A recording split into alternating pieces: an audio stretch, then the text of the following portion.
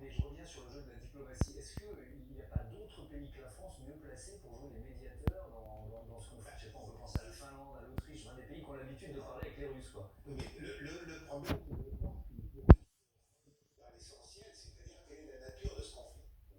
Bon, en fait, ce conflit, il me paraît assez simple, c'est-à-dire qu'on avait la Russie et l'Ukraine qui étaient mariés. Ils étaient mariés avec un régime de communauté universelle. Ça a duré jusqu'en 1990. Bon.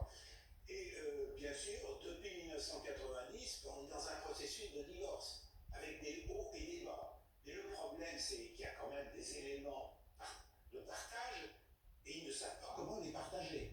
Parce qu'en gros, la Russie dit, bien vous voyez, regardez les frontières occidentales de l'Ukraine, c'est grâce à moi que vous les avez. Et notamment parce que j'ai gagné la guerre contre Hitler, et donc j'ai réussi à gagner pour vous des territoires qui auparavant dépendaient ou de l'Empire austro-hongrois avant la Première Guerre mondiale, ou de la Pologne à un autre moment.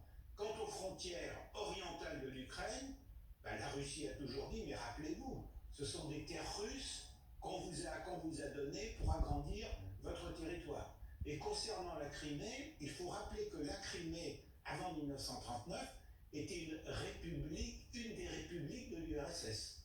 Donc vous êtes en train de nous dire que Vladimir Poutine a des droits sur ces territoires? Non, mais c'est très compliqué la situation. Ouais. C'était une république de l'URSS qui était autant autonome que les autres, dans la mesure où on peut parler d'autonomie au sein de l'URSS.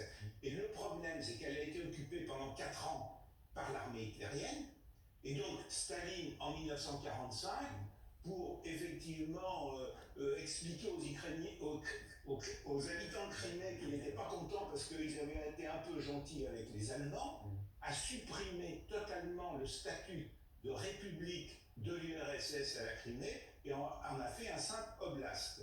Et puis, donc un simple cadre administratif, et puis, comme vous le savez, en 1954, Khrouchtchev a décidé de réunir cette oblast. Donc si vous comprenez, pardon, parce que l'histoire c'est passionnant, mais on peut continuer pendant des heures. Mais donc vous dites quoi, un peu tort partagé, c'est ça, puisqu'on parle de divorce? Si on reprend toute l'histoire, oui, nous on est un peu les juges aux affaires familiales dans cette affaire, si je puis dire, en quelque sorte. Mais quand on regarde la situation géopolitique, elle est beaucoup plus complexe que d'un côté il y a les bons et de l'autre côté il y a les mauvais. Moi j'adore quand on a de la complexité, on essaie d'avoir le courage à la nuance dans cette émission. Et alors comme promis, on va